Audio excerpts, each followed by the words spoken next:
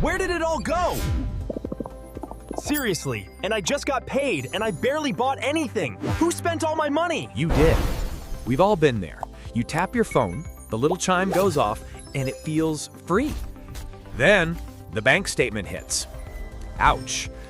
Why is it so easy to spend $200 with a tap, but so hard to hand over two physical $100 bills? That paradox is the cashless effect. It's rooted in two psychological concepts, decoupling and the pain of paying, or POP. Ugh.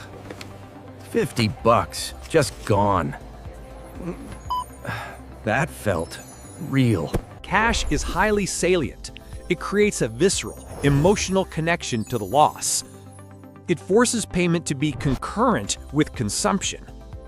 That loss aversion acts as a powerful brake pedal on your spending.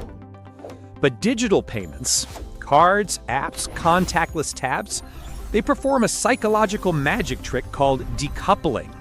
They sever the pain of paying from the immediate pleasure of consumption. The transaction becomes abstract, just numbers. Tap, tap, done. So easy. Who cares? It's just numbers on a screen. It gets worse. Digital payments don't just remove the brake, they step on the gas. MIT research found that when you use a credit card, you activate the brain's dopaminergic reward network, the striatum. This is the same reward center exploited by addictive substances. The digital transaction becomes a self-reinforcing impulsive reward loop. This effect is amplified by Spendception, the psychological removal of cognitive friction. Friction is what makes you pause. Zero friction is the goal of tech companies. One-click checkout systems, for instance, are designed to minimize decision fatigue and immediate gratification. Simplified checkouts can boost conversion rates by over 35%. They want you to tap before your rational mind can even start counting. The result? We're transacting more often. US consumers now average 11 mobile payments a month, up from just 4 in 2018. It just felt like I was clicking a button, not actually spending my money. It was so fast, I didn't even think about my rent. Look at the food delivery trap. Ordering from digital menus, whether through an app or a kiosk, leads to higher overall spending and significantly more indulgent food choices compared to paper menus. Just a quick snack.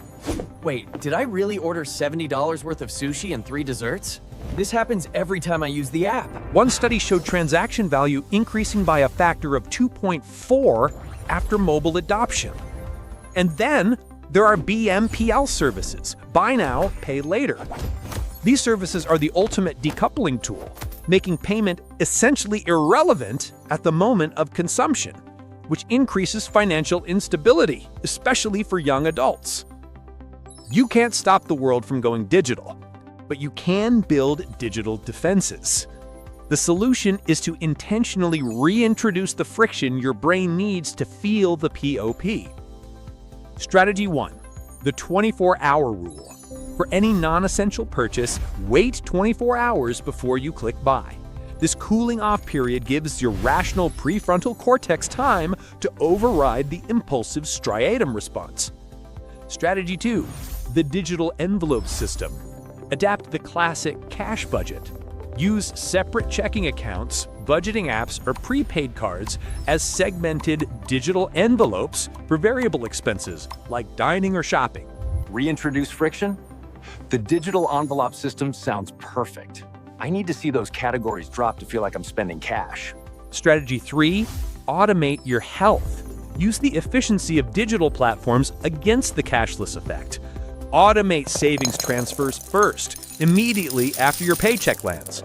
Finally, control your environment. Unsubscribe from promotional emails and unfollow social media accounts that trigger impulsive spending. You are the product if you're constantly exposed to temptation. The convenience of digital cash is a double-edged sword. Understand the science of decoupling and the reward centers of your brain, and you stop being a victim of the tap and start regaining control over your wealth. If this report saved you from a single impulsive purchase this week, please hit like and subscribe for more in-depth behavioral finance analysis. Let me know in the comments, what's your biggest digital spending trigger?